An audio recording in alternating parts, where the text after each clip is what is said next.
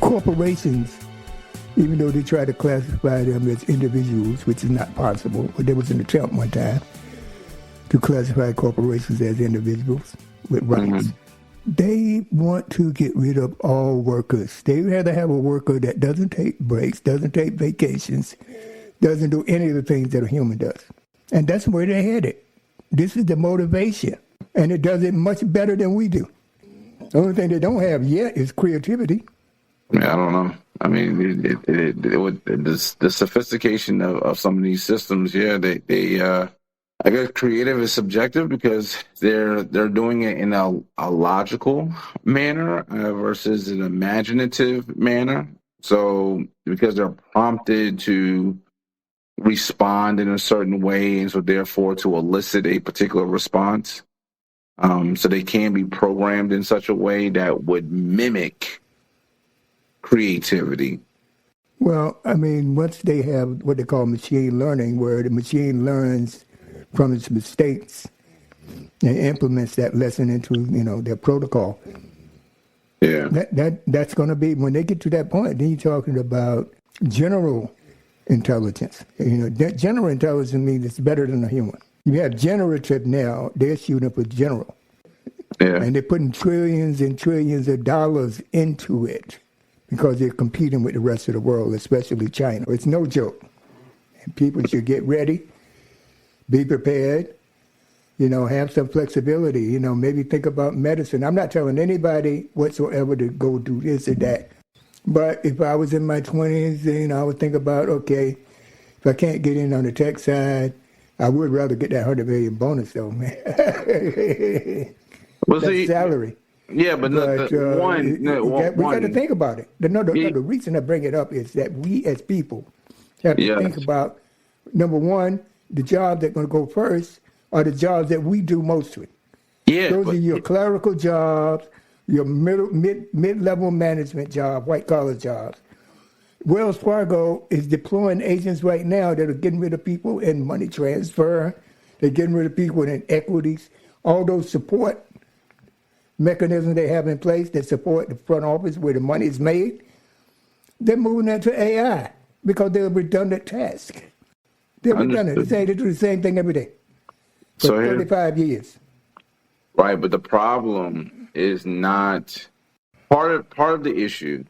Because you mentioned, okay, if you were in your 20s, right, that, hey, I would try to focus on this, I would try to focus on that, which would be okay for the population that happens to be within that age group. The part of the problem and issue becomes those who are beyond those years, those who are in their 30s, those who are in their 40s, those who are in the working class and still are in their 50s and 60s. Yes, I understood. I was working when I was in my 60s. Right. I get it. So it's that population as well to say now you need to go retool to go learn a new language, a new this, a new tool, and everything else that has never been a part of your life. That's not even of your interest, nor is it possibly it's not in some people's strength. Like, everyone doesn't do everything well. Sure. Because some people, it's their ministry. Like, again, some people love numbers. Some people love words, which is the reason why we have laureates and writers and our authors and writers, and journalists, right? Because there's people who loves doing that part. But there's people who love to write but don't like research. That's why investigative researchers and investigative journalists.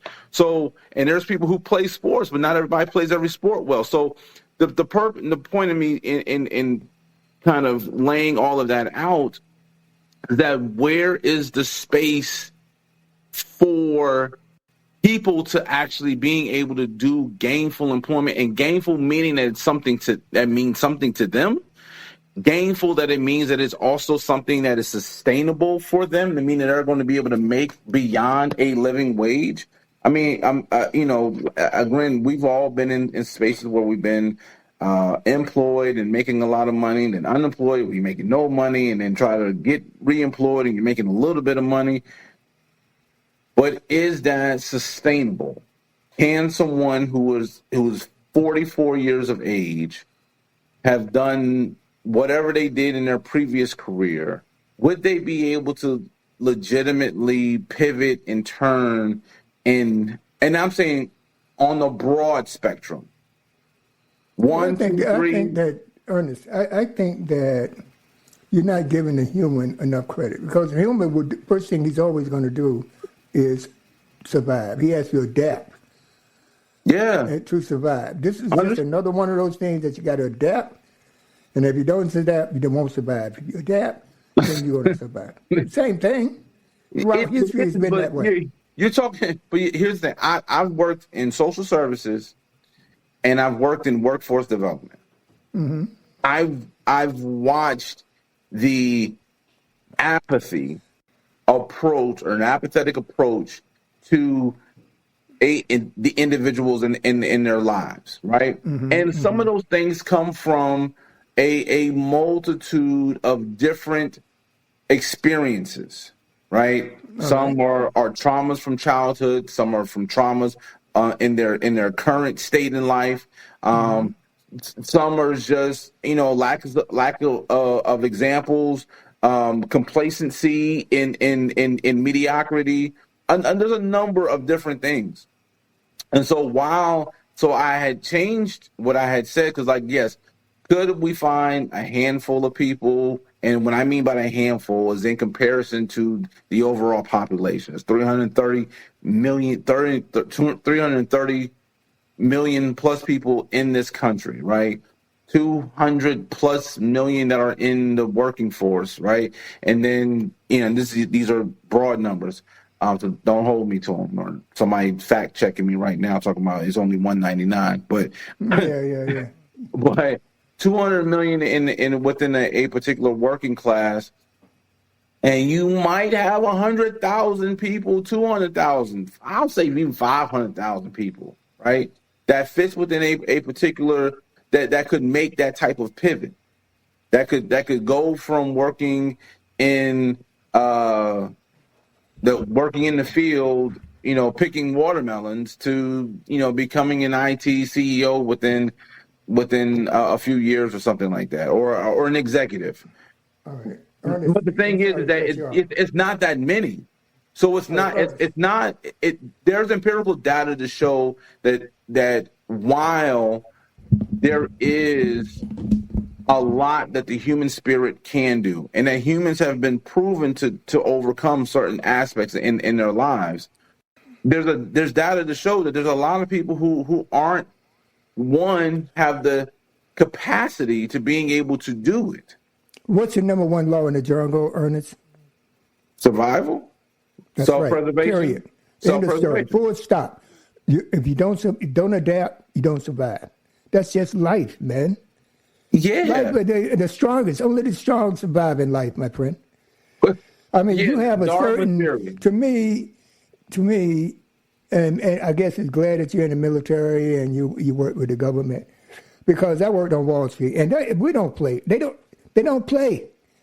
If you can do a job, fine. If you can't do the job, then you move on. All right? If you can't perform, everything is based around performance indicators. I used to do that every month. The PIP, and there's another one. All right? Every month. Okay? Did I meet the expectations? All right, because I'm being graded on it. Mm-hmm. Okay? So if I don't meet expectations, see you. Yeah. It's easy. It's just life. It's not personal. It's business. And you try I think you lean toward the personal too much, Ernest. You could never be a CEO because you're too warm-hearted. Who? You. A chief executive officer is not just someone who is able just to being able to make money. I know that, Ernest, but I've met plenty of CEOs, and I know one thing that's common in CEO: what's good for the company can be bad for the workers, but they will do what's best for the company, period. I get all that. End of story. Full stop. Okay? So you think the way I used to think when that professor told me When your boss sees you, he sees a cause he wants to get rid of. That's just the way it is. He's looking to cut his budget. He's looking to perform year over year better than they did the previous year. Everything is year over year. Everything is performance-based. Yeah. All right? You want to be better this month than you were last month. That's the way life is. Yeah. Okay? But here's so you can't butter it up. And no. It's not buttering up. I think there's something I think that's inherent to what you're saying about these personalities for some of these CEOs. It's true. Right. Hold on. Yeah, no, the thing would still be true. They don't care. How you start a business. They may feel a little pain for you, but hey, they're getting paid. If they don't fire you, somebody's going to fire them. That's what it boils down to. Potentially, yes. But the thing is potentially nothing. It's the truth. If you got a bad performer in your department that's bringing everybody else down, making your department look bad, what are you going to do? Oh, well, I mean, I can see you call him and give him, write him up a couple times. But if he continues and he's not contributing to the pot, other people having to do his work and help him out all the time, no. Yes. It's time for him to go. So here, you're talking about a well-developed company that but very I've always well worked in well-developed companies. But wait, hold on. I've been lucky. I've worked at some of the biggest companies in the world. Understood. All right. So all of my mindset comes from where I've worked. I got it. But no, all and right? that which is my view of life comes from where I worked. I got it, but that's also because that was the atmosphere that was also created. The problem comes in when the CEO who starts off small, that appreciates every dollar that comes in, that appreciates every partner, every community partner that they're able to establish on their way up. At some point in time, they forget and they start cutting because, like you said, now we got to perform better than we did before. So what do they start cutting? They start cutting training, right? Customer service is not as important because at the end of the day, I have an established clientele that's paying X number of dollars. I don't necessarily have to care as much about this. I need everybody to perform at a particular level. So therefore, I can care less about this. It becomes, to your point that you're getting to, that it is cutthroat. It does become a dog-eat-dog world. It doesn't necessarily make it the most efficient and better just because you are gaining X number of dollars when you are destroying X number of lives in the wake of it. Well, they don't see it like that. When the world changes, we're in the companies, especially American corporations, when they see it like you, maybe it'll be a better world. But right now, it's not changing, and it's not going to change. But see, if we take that approach. Right. If we take the approach that it's not going to change. I am going to have to say this. I'm going to have to say this, right? Go ahead. All right. Changing their approach. They're not changing their approach. It's not going to happen. You are a number.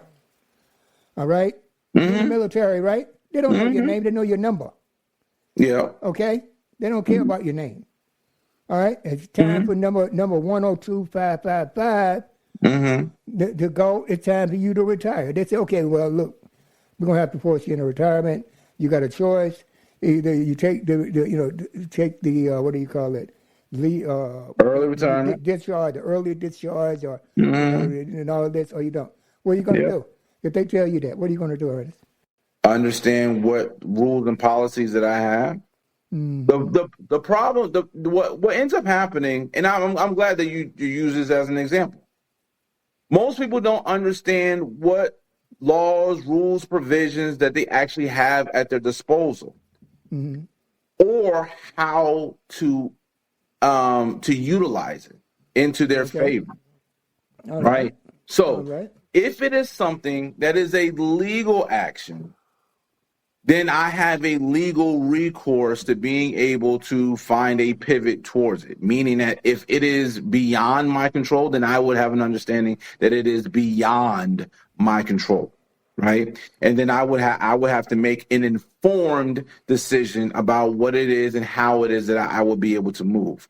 So there are a number of different things that can actually happen as it pertains to service members being ushered out of the military, either by medical, administratively, or otherwise. Okay. Well, Trump gonna usher a lot of y'all out of the military.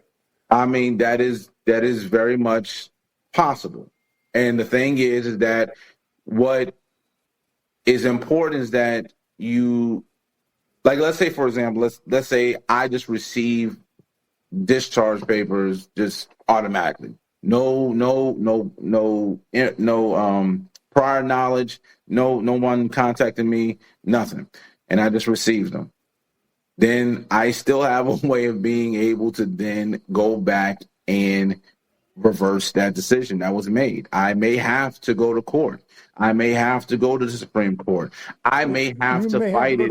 What money you got to go to the Supreme Court? Or are you going to get an ACLU to help you out? I wouldn't have to go to. I may not have to. I may have the ACLU come up and because these private lawyers defend me. Want the case got to be tight for them to. It would have to be tight, but I also may be able to have either a JAG, which is the Judge Advocate General, military lawyers. Yeah. Or I can get a retired JAG to being able to go in and being able to do it. And furthermore, in the beginning of my case, just because of the nature of what it is that I know and how to interpret law and things of that nature, I may be able to service myself up into a certain point to where I would then need a actual lawyer to then step in. Because again, you had already said that the number one rule is self-perseverance. So my whole thing is to be able to utilize the resources in which I have at my disposal, which was the God-given talent that I have to being able to read policy, laws, being able to interpret them, as well as AIs can do that in a second. You take 2 months, they take an AI 1 minute. What you just said. They can automate that process. AI can do that job. Okay, so then therefore you're just justifying the fact that I don't need a lawyer. They don't. I mean, that's legal. The legal area is being hit hard all the way up to illegal.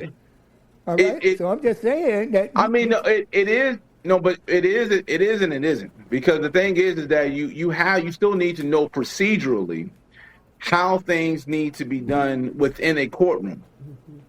AI is not going to be able to actually make the argument for you, meaning that you have to articulate that to a judge. It can recommend arguments that you can. It could recommend it, but you don't necessarily. But if you don't, based on case law.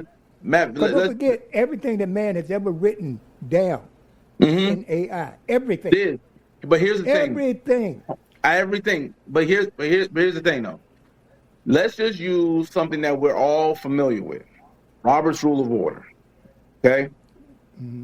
If you don't know when to make a motion, if you don't know, I never heard that term before. What, making a motion? No, I heard him make a motion for Perry Mason, but go ahead. Oh, if you so, I know he first made me do that. So no disrespect. I know you know. I know you've heard that. I'm gonna put this out there. I'm definitely doing a clip. You definitely should.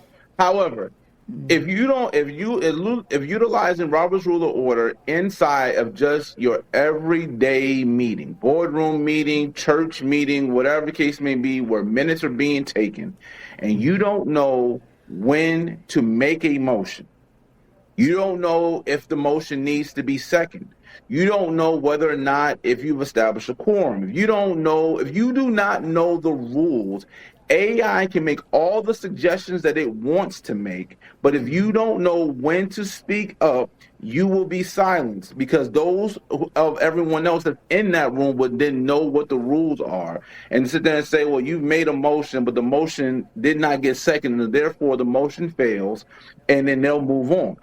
Same thing in the courtroom. If you don't know when to object to something, if you don't know that, hey, you need to make sure that the judge actually makes a ruling on your objection, then you wouldn't know that if the judge doesn't make a ruling on your objection, then you can't actually appeal the decision that was actually made in that courtroom because there was no ruling that was actually given. All right, I understand your earnest, but let me just not hang in there on that particular topic too. I do want to make a few points, man.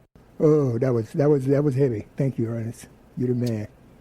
He the man. All right, but I do want to tell y'all guys, since you're on this AI thing, I got an interview request from an AI.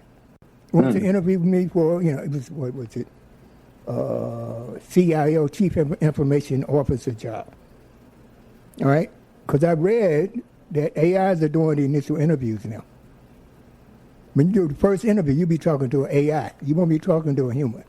All right, I already got an invite, but I'm not going back to work, so I didn't even pursue it any further. But I was surprised that they're already doing it. I read about it. Oh, I need but you. AIs are out there now. We need you to do it. All right.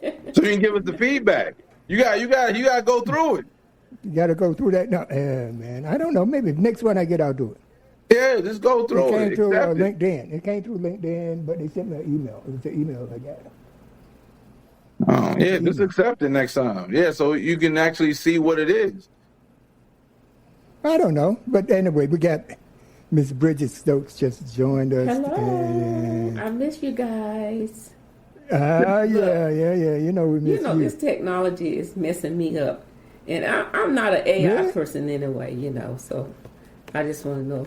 I think you allow me in. You're a me, myself, and I type person, man. Yes. Even my experience recently with AI, I've been in a workshop about, my book that I'm publishing. And as I was taking notes, they were saying, for God's sake, don't use AI.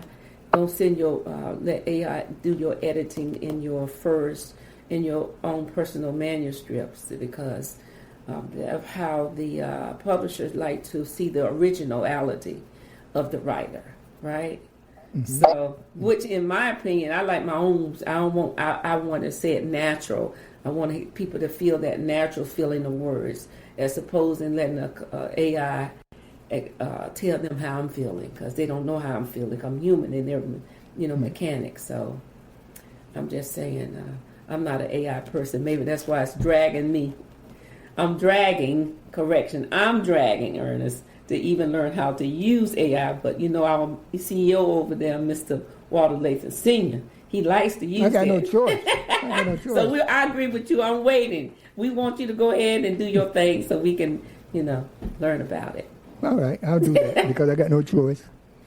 If I can employ agents to do some of the work I do, that makes me more efficient on other stuff. That's all. Right? I'm not even sure how that even works. Some things I guess I want to do it. I want to do it good. Some things, but I still think you have to have that, just as a human touch to it. I'm just saying. Well, you know what? I can give you an example. And I was at, this is 80, 89, 90. I was at Swiss Bank Corporation, right? And I think I mentioned it to Ernest, that I was working on this project where the bank was losing millions a year on overdraft fees. All right. And what I did was, I looked at it and I said, okay, there's got to be a way to, to address this loss. All right. I had to do a report for my boss, senior vice president. He wanted to know, how much does a trade cost us? How much of one trade being processed from front to back for this particular customer? How much does it cost us per trade? And how many trades do they do a month? All right? So what I would normally do is go and look at all the statements, look at their transactions online, Then I said, what maybe Microsoft COBOL? I don't know if you remember Microsoft COBOL. All right? That's a 4GL, fourth generation language. Up there with regular COBOL, but it's considered a 4GL. But anyway, I went and I started, looking into doing this on there, on the platform. But the thing is that it did it so well. I didn't have to do anything but define it. And it ran every night at 1 on the end of the day cycle, batch cycle. I had people all over the bank looking for that report. And when I left the job, 3 years later, people called me and said, is that report, that report didn't come out last night. I said, I don't work for the company anymore. Why are you asking me? Okay? But it's just what I'm saying is that certain things, and that's what I felt, that's why I fell in love with automation. Because something that would take me 2-3 weeks to do by, I don't even have to work. I just code it. The hardest part takes 2-3 hours to code it, and boom, it just goes. So I think, I think what we have to distinguish. No, I understand what you're saying, and I'm sure that you distinguish. I am sure that there are some things in about it that is valuable. It's quite valuable, but there's some things busy that, work. Because I get a lot of the on my book search personally on my books, my publishing, finding the right company that'll fit me. During the process, me having to, some of them are using AI for everything, like you say, you feed them the information and they're using, and some don't. And I understand if I use it, most publishers won't even look at my material if it's AI. No. So I'm just saying. Yeah, AI has, again, that human touch is important. Because it is what's most important about anything that we do in life. It's not the work we do. It's the people we serve. True. And I think the question that anybody who's making a career choice in their life is, who is it that you want to serve? And for most people, especially on this particular, conversation and call right now, are believers in God. And so if you're here to serve God, is the work you're doing actually serving his people? If the focus is only on money, then the service is to money, not necessarily to people. And therefore, the adverse effects of AI will permeate, right? But if you're here to serve his people and to serve the community, doing God's work and the Lord's work, then you would mitigate some of those adverse effects that AI would actually have, because it does not serve the greater community. It serves the purpose. Did you make a statement there that the AI doesn't serve the greater community? How can you make that statement, Ernest? What I was saying was that's interesting, right? Because you took wait, hold on. You took a sound bite, right? And if you were just to cut that little 2 seconds of what I said, right? Yeah, it would sound AI doesn't serve the greater community Huh? I wouldn't do that to you, Ernest. But. No. I know you wouldn't. I'm not saying that you would. I'm just saying that. So, in context, what I'm saying is that we should mitigate any adverse effects to the greater community. Right. That's what I'm saying. Not that we can't utilize a tool, because while you had mentioned about that previous software, when Excel or Access came out, Microsoft Access and Microsoft Excel, and we plugged in the home. But here's the thing: it wasn't an automated thing as far as it running on itself, but it did help with formulas. So when you put the formula in, and all you had to do was plug and play and put the numbers in, and it produced your bottom line. It told you what your forecasting was. It told you what your overhead was. So yes, it does. There are advantages to tools, but like I said, at the end of the day, who is it that you're wishing, that your desire is to serve? Is what it comes down to. Enterprise. Computer. Describe this object. It's Spock. I'm getting bored. Yeah, I like to make a joke. You know me. I can't be serious. Excuse me, guys. You know me better. Y'all both know me for that. Yeah. So yeah. But Ernest, your mindset in terms of how you handle people, I can tell you one thing. I used to believe like you. I know this manager did me wrong. All right? He did me wrong, Ernest. And I called HR. HR called me up and blah, blah, blah. Next thing I know, I was out the door. Because whenever you're on a job, and I learned that people, if you're on a job and you get a problem, with the exception of sexual harassment and all that kind of stuff, okay, I'm not talking about that. Well, let's say the guy's not being fair. He's not treating you like somebody else, and you go up to HR. You're going to be out the door. I now know. that you have a potential suit, now that you got a situation, I'm not talking about suing situations like, feminism or sex. I'm not talking about that. I'm talking about it could be just performance. Let's keep it to performance. Yeah. Okay? All right, this guy over here is producing 100 widgets today and you're doing 95. And it doesn't get any better. The other day you did 80. So your manager tells you, okay, well, you're not keeping up with the rest, I'm going to have to let you go. Or you got 30 days to do better. And the reason that you're going that way is that your machinery is not, you're having problems with your computer, this and that, and you go up to HR. Number one, the manager's going to be mad that you didn't come to him directly. Number two, HR will always work for the manager. I mean, I get it. I've seen it. It's happened to me. As far as having whatever particular difference, and you're going to seek out advice, and then all of a sudden now you're on the short end of the stick, and they've created this narrative that is hard for you to potentially being able to overcome. I get it. The thing is that I don't take those. I try not to. Let me say it this way. I try not to take those negative occurrences as like this is the way that life is going to be. I take it is that if I experience it, someone else experienced it, how can I make it better for somebody else?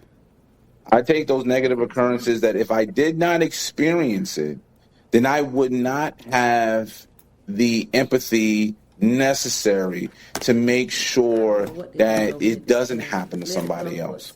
In the work that I try to do within legislation and advocacy and everything else is so that way I can have that level of empathy when we're sitting there saying, hey, we need to extend these benefits out to our disabled veterans. We need to extend our education opportunities to these sets of veterans, because again, they need to be able to retool and reskill themselves to make themselves marketable in the workforce. We need to open up these particular opportunities. We need to create skill bridge opportunities for service members who are leaving the military to being able to have an internship that's going to be paid for by the military, so that way they have at least a 6-month opportunity to being able to learn a new career, or to being able to bridge the skills that they have and continue their career with a civilian agency. But those are things that come out of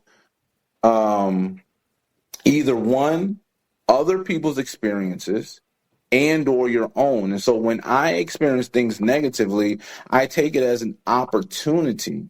And I don't look at it necessarily as an obstacle. It's an opportunity to understand how hard it is to be unemployed for a number of months and trying to figure out how to make this happen and make this happen while still being nurturing and caring and thoughtful and hopefully inspirational to other people, even in my most adverse moments. Well, right? you're a unique individual, Ernest. I always knew that. I appreciate it, that's just how I look at it. So yeah. And here I can tell you this much: I think many people who are executives now had at one point in time the thought of doing the most for as many people as they possibly could. At some point in time, they were burnt by friends, family, their supportive staff, or whatever the case may be, that has made them jaded. And they have found comfort in doing that because they found other executives who have also become jaded by some of their experiences. And so now we have this group of individuals who find therapy in kind of sharing how harsh they could actually be, and how, and how we can continue to build money and growth together. And honestly, I mean, it's not really going to be that important. I mean, let's look at. I think a lot of that comes from your training in school, especially when you get on the MBA level. I mean, some of it can be, yeah, but that's also, that goes with culture, right? I mean, what is the culture of the matter? What's the bias of the professor, right? Did the professor work on Wall Street? Were they extremely successful? Were they moderately successful? Did they never get an opportunity? Those. I mean, it comes there, right? What is the nature of the university, right? Who are the alum that donate money, right? Because that also can set the tone of how the students wish to model after this particular person or that particular person. Yeah, I used to do that. Yeah. So I mean, so there's a number of factors that I think that also play into that part. But I think overall, the individual's experience is going to play a huge role in how they go about their day-to-day operations within the work that they actually do. Yeah, but one thing I may have mentioned it, is that I would look at individuals, let's say when I was back at Bank of New York, before it was Urban Trust at the time. It's back in the late 70s, early 80s. And there was a guy that came in as the department head / senior VP. And his name was Dennis. I'm not going to mention his last name. But the guy was a former airline, not an airline, but an Air Force fighter pilot in Vietnam back then in the day. Okay. And this guy was like my hero, right? And even to the way he walked, I started walking like him. I wanted to be like him so much. Smart. White guy now. I used to walk like him because I admired him. I admired what he had done with his life, even though I couldn't be a pilot. But those are the certain things that interest me.